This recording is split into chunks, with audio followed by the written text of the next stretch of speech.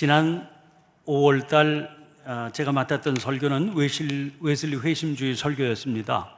그래서 창세기를 연속해서 하던 설교는 지난 4월달에 이어지는 내용이 되겠습니다.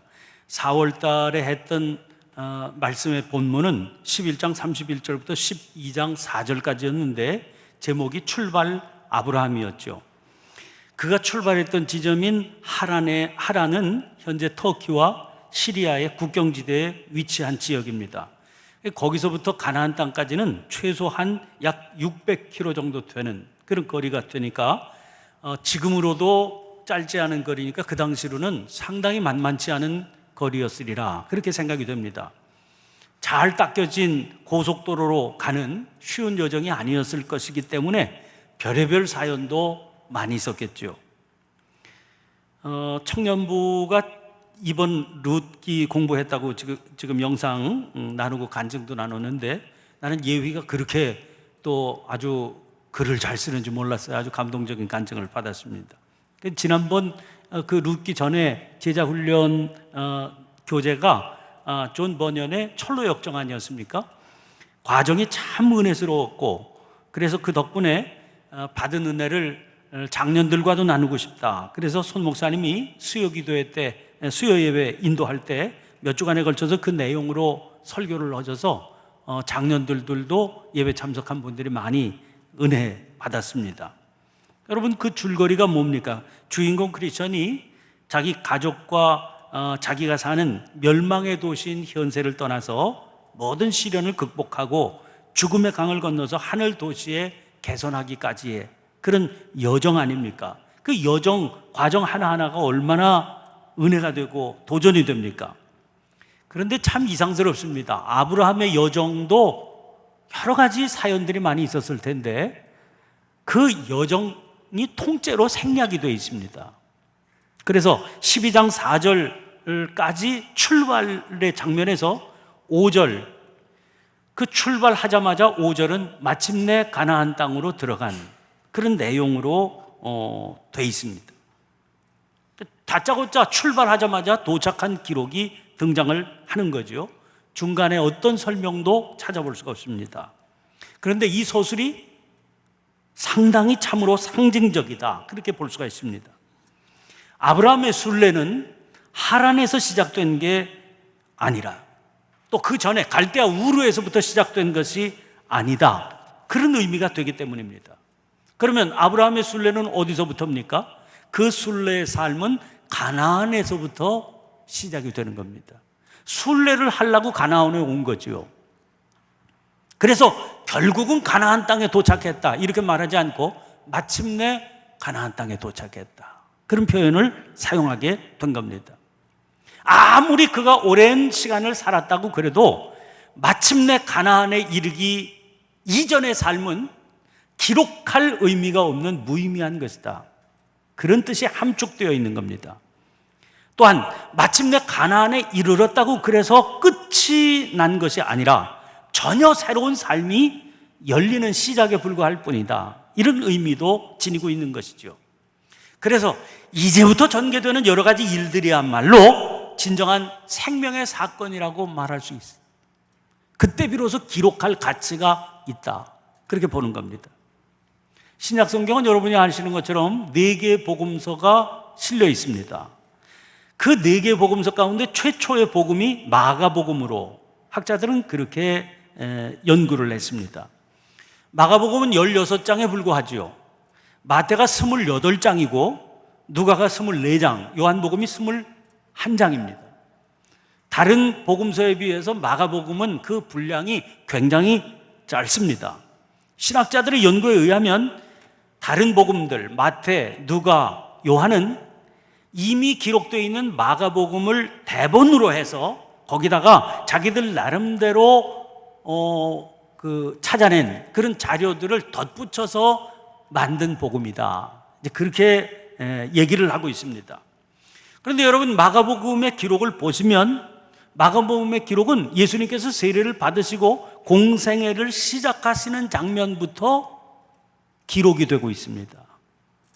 그러니까 우리가 흔히 알고 있는 탄생의 기록, 성탄절 베들레헴에서 아주 천사들의 노래가 들리고 이런 기록들, 혹은 성장 과정의 유년 시절의 기록들, 이런 것들은 다 후대에 추가된 것들입니다.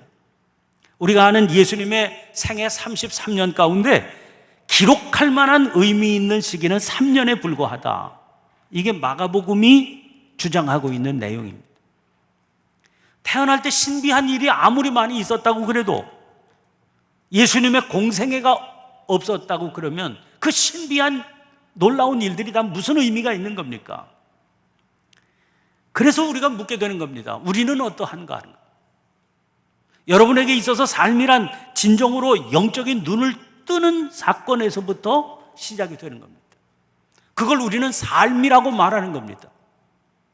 그러면 우리가 정말 기록할 만한 생명의 시간을 보내고 있느냐, 이렇게 스스로에게 물어볼 필요가 있는 것이지요. 오늘 본문 말씀을 보면 아브라함이 하란을 출발할 때 동행했던 일행이 소개되고 있습니다. 아내 사레야 당연히 그렇고요, 조카 롯도 그럴 수 있습니다. 그런데 하란에서 모든 소유도 그렇다 칠 수 있지만, 특이한 것은 하란에서 얻은 사람들이 아브라함과 동행했다, 이렇게 본문이 기록을 하고 있습니다. 유다 전성을 보면 이 하란에서 얻은 사람들을 노예가 아니라 자유인으로 해석을 하고 있습니다. 왜냐하면 여기 얻은 사람들 그럴 때 그 얻다라고 하는 말이 아사라고 하는 말인데, 그 아사라고 하는 의미가 만들다, 그런 뜻을 담고 있는 단어이기 때문에 그렇습니다.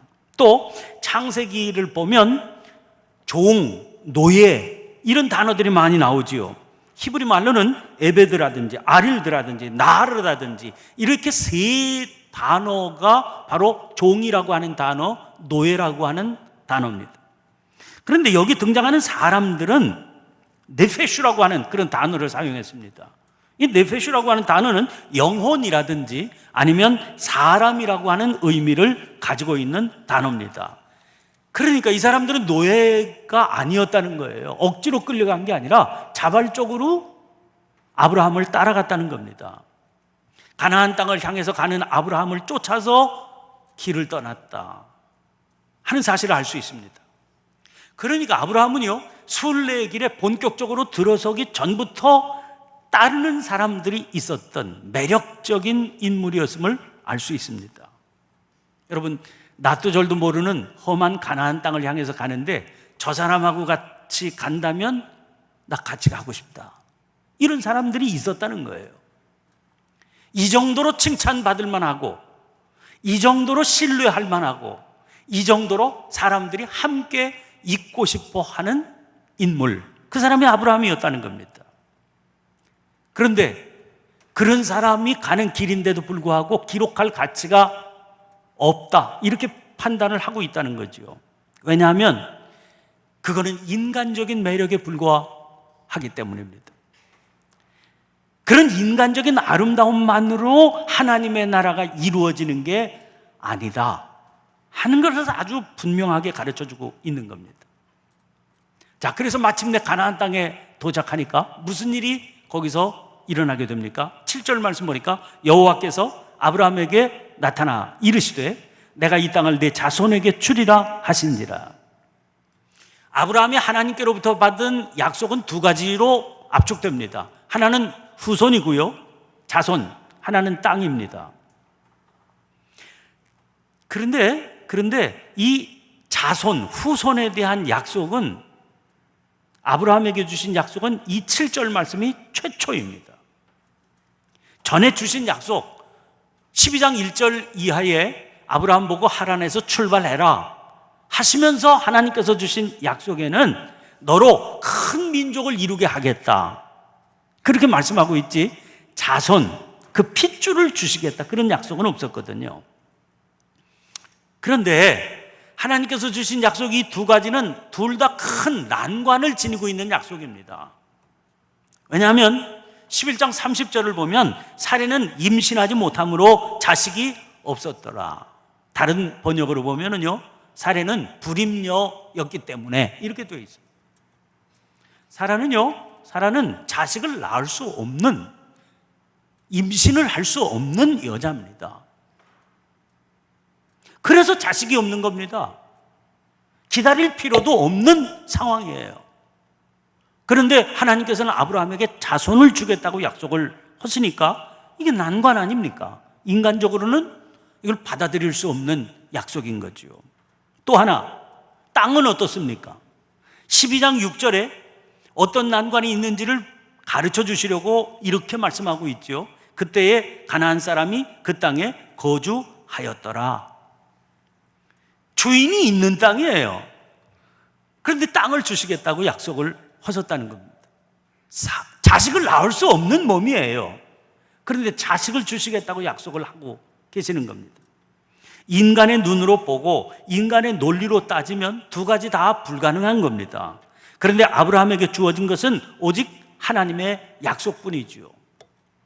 불임녀인 사라에게 무슨 임신을 할 수 있는 그런 징조가 나타났다든지, 아니면 이미 주인이 있는 땅 사람이 이 땅을 너희들에게 줄 테니까 뭐 바꾸자든지, 이런 뭐 징조가 나타나는 건 아무것도 없이 다 불가능한 상황인데 하나님께서 말씀으로 약속만 주신 겁니다. 게다가 땅을 너에게 준다 이렇게 말씀하시지 않았잖아요. 내 자손에게 준다. 그래서 내 자손에게 준다는 건 뭡니까? 너에게 준다는 게 아니고 내 아들에게 준다는 것도 아닙니다. 지나치게 막연하죠. 핏줄은 핏줄이지만 그 자손이 어느 때에 이루어질지 알 수 없는 그런 약속인 겁니다. 여러분, 하나님께서는 때로 이런 난관 속에 우리에게 약속을 주시거든요. 이 심각한 난관은 왜 있는 것일까요? 아브라함 스스로가 자기의 불가능한 처지를 알고 있는 겁니다.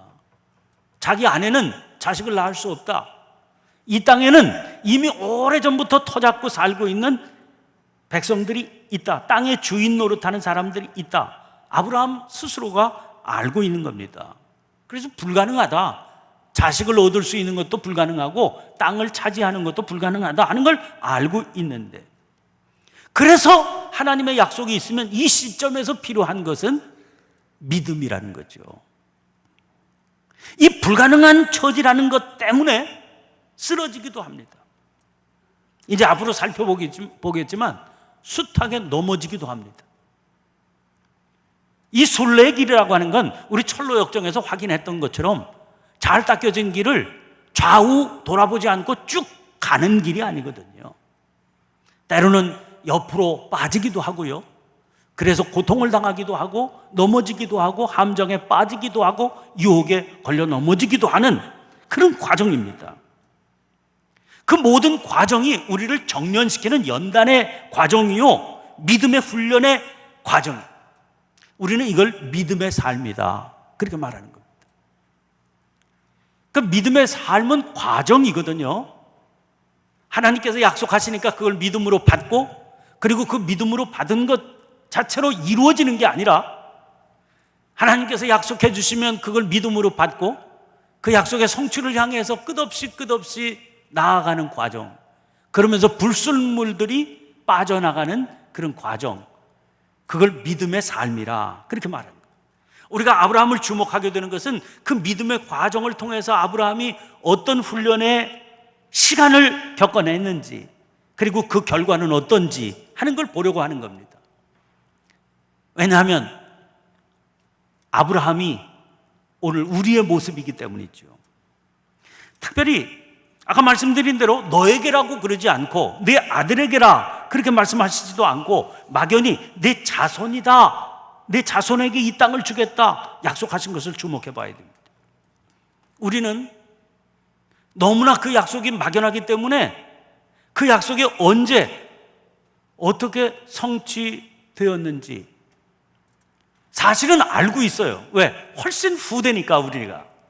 우리는 이스라엘의 역사를 알고 있지 않습니까? 이스라엘이 실제로 하나님의 이 약속을 실제로 자기들의 나라, 민족을 통해서 성취할 수 있었던 것, 다시 말해서 땅을 아브라함의 자손의 입장에서 이 땅을 차지하게 된 것, 여호수아 때입니다. 아브라함 때로부터 아득한 후대에 일어난 일입니다. 근데 우리는 여호수아도 옛날 사람이니까 그 약속이 그렇게 성취되는구나, 믿음의 열매가 이렇게 맺히는구나 알 수 있죠. 그런데 그 여호수아 때까지 오랜 세월이 가는 동안 아브라함에게 주신 약속은요, 실상은 없는 겁니다. 약속만 있는 거지. 그런 채로 이 약속만으로 그 아들 이삭에게 넘어가고, 이삭이 아버지에게 받은 약속을 자기 아들 야곱에게 줍니다.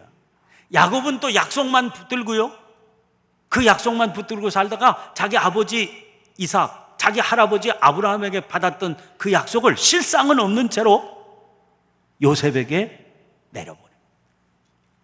이 약속이 실상은 없는, 눈에 보이는 건 아무것도 없는 채로 약속만으로 대를 이어서 내려가는 겁니다. 훨씬 오랜 시간이 흐른 뒤에 여호수아 때에 가서야 우리 조상 아브라함에게 하나님께서 주신 약속이 우리가 붙들게 되는 이 실상이로구나 하는 걸 깨닫게 되는 거죠. 여러분, 그러면 아득한 미래에 이루어지게 될 약속을 왜 아브라함에게 주신 겁니까? 여기서 오늘 본문 말씀의 핵심이 나옵니다. 믿음의 순례의 길을 걷는 사람의 사명이 있거든요. 그 사명이 어떤 거겠습니까? 씨 뿌리는 자의 사명인 겁니다. 작년인가 재작년인가 이 3부 예배 마칠 때 우리 찬양단이 나와서 마지막 찬송을 부를 때 부르던 노래가 우리 오늘 눈물로, 이런 제목의 복음성이었던 게 기억납니다. 제가 3부 예배 참석할 때마다 그 찬송 부르면서 가슴이 벅차게 뛰던 그런 기억이 새롭습니다. 우리 오늘 눈물로 하늘의 씨앗을 심는다.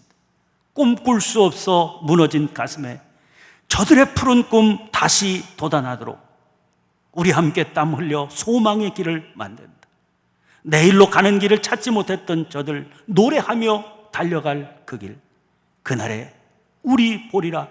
새벽 이슬 같은 저들 일어나 뜨거운 가슴 사랑의 손으로 이 땅 치유하며 행진할 때 오래 황폐하였던 이 땅 어디서나 순결한 꽃들 피어나고 푸른 의의 나무가 가득한 세상 우리 함께 보리. 언젠가 하나님께서 약속해 주신 그 세계가 이루어질 걸 알고 지금 보이는 건 아무것도 없어도, 손에 잡히는 건 아무것도 없어도 하나님의 약속하신 그 새하늘과 새 땅을 바라보며 오늘 이 삭막한 광야에 씨를 뿌리는 사람, 그 사람을 우리는 믿음으로 사는 사람이다, 그렇게 말하는 겁니다. 하나님께서는 정착민, 안정된 삶을 살아가던 아브라함을 이 약속의 삶으로, 아무것도 쥐어진 것 없는 황폐한 땅 위에서 씨를 뿌리는 삶으로 불러내셔서, 그래서 자기 때 아무것도 이루어진 것 없이 나그네로 살다가 나그네로 죽게 하셨습니다. 히브리 기자가 그 삶의 내용을 이렇게 정리하고 있습니다. 히브리서 11장 13절 14절입니다. 이 사람들은 다 믿음을 따라 죽었으며 약속을 받지 못하였으되 그것들을 멀리서 보고 환영하며 또 땅에서는 외국인과 나그네임을 증언하였으니 그들이 이같이 말하는 것은 자기들이 본향 찾는 자임을 나타내미라. 유진 피터슨의 메시지로 이 구절을 보면 이렇게 옮기고 있습니다. 이 믿음의 사람들은 약속된 것을 아직 손에 넣지 못했지만 믿음으로 살다가 죽었습니다. 어떻게 그럴 수 있었습니까? 그들은 약속된 것을 멀리서 바라보며 반겼고 자기들이 이 세상에 잠시 머물다가는 나그네임을 인정했습니다. 그들은 그렇게 살아감으로써 자신들이 참된 본향을 찾고 있음을 분명히 밝힌 것입니다. 여러분, 분명히 알아야 됩니다. 조잡한 인간들이나 자기의 시대에 자기 눈으로 자기 몫을 챙기겠다고 덤벼드는 겁니다.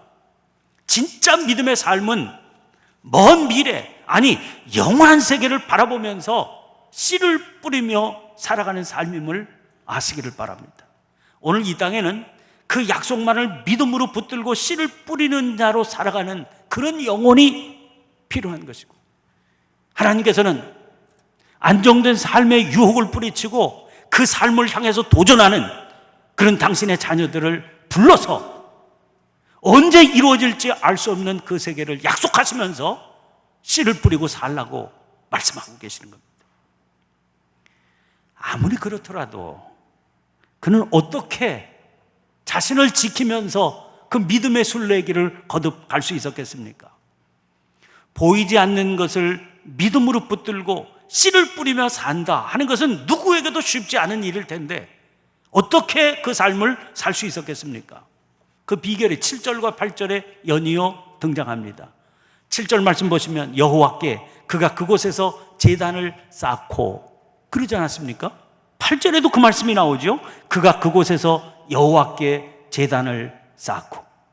여러분, 제단을 쌓는다, 그 말은 예배를 드렸다, 그런 말입니다. 오늘 우리가 지금 드리고 있는 이 시간이 예배의 자리 아닙니까?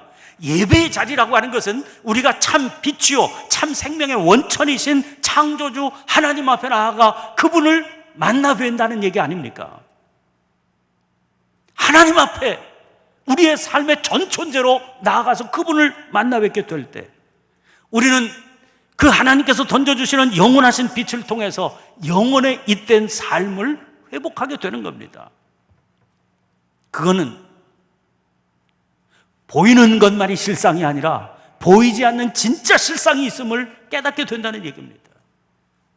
손에 잡히는 것은 없지만 분명한 증거가 그 안에 있다는 사실을 생생하게 경험하게 된다는 말이기도 합니다. 하나님께서 보여주시는, 비추어 주시는 그 영원의 빛 속에서 에베소 1장 18절 19절 말씀 보면 우리의 마음의 눈을 밝히사 그의 부르심의 소망이 무엇이며 성도 안에서 그 기업의 영광의 풍성함이 무엇이며 그의 힘의 위력으로 역사심을 따라 믿는 우리에게 베푸신 능력의 지극히 크심이 어떠한 것을 바로 알게 되는 거죠. 이게 예배의 역사입니다. 이 예배의 역사를 경험하면 그러면 견딜 수 있는 겁니다. 그러면 극복할 수 있는 겁니다. 그러면 이겨낼 수 있는 겁니다. 그러면 아무것도 없는 땅에서 씨를 뿌릴 수 있는 것입니다. 그리고 그런 자의 후손을 통해서 하나님께서 위대한 당신의 역사를 이루시게 되는 겁니다. 자, 그래서 묻게 됩니다.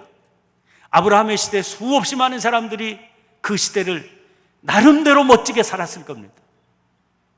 그런데 우리가 기억하는 그 시대의 사람, 아브라함을 기억하는 겁니다. 왜? 기록할 만한 가치가 있는 삶을 살았기 때문이죠. 오늘 우리는 과연 어떤 길을 가고 있느냐 한번 스스로에게 묻게 되시길 바랍니다. 그리고 또 물어보시길 바랍니다. 우리는 과연 어떤 길을 가고 싶은가? 성경이 증언해주는 이 분명한 진리의 길을 놓치지 마시기를 바랍니다. 그리고 하나님 앞에 손을 들어 서원하시기를 바랍니다. 예배드리는 하나님 앞에서 그 하나님께서 비추어 주신 영혼의 빛 속에서 영혼에 잇대어 사는 삶을 살게 해달라고 간구하시기를 바랍니다. 그리고 기록할 만한 믿음의 순례길을 향해서 담대히 떠나보시기를 바랍니다. 저와 여러분들의 삶을 통해 하나님께서 이루실 놀라운 세계, 약속하신 그 놀라운 세계가 이루어지는 은혜와 축복이 풍성히 맺혀지시기를 축원합니다. 기도하겠습니다.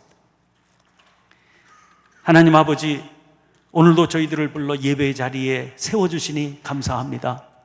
이 자리가 없었으면 저희들의 삶이 어떻게 영혼의 빛을 볼 수 있고 그 영혼의 빛을 통해 영혼에 잇대어 사는 기록할 만한 의미 있는 삶을 살 수 있겠습니까?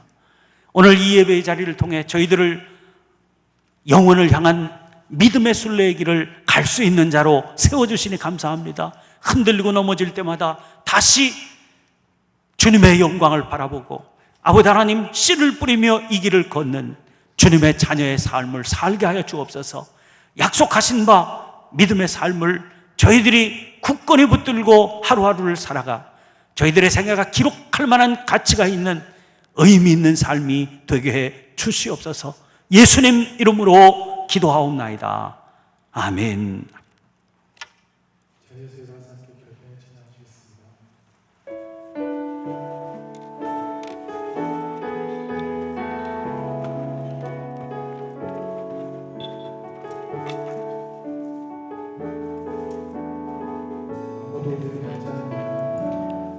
아무도 예배하지 않는 그곳에서 주를 예배하리. 아무도 찬양하지 않는, 아무도 찬양하지 않는 그곳에서 나 주를 찬양하리라. 나 주를 찬양하리라.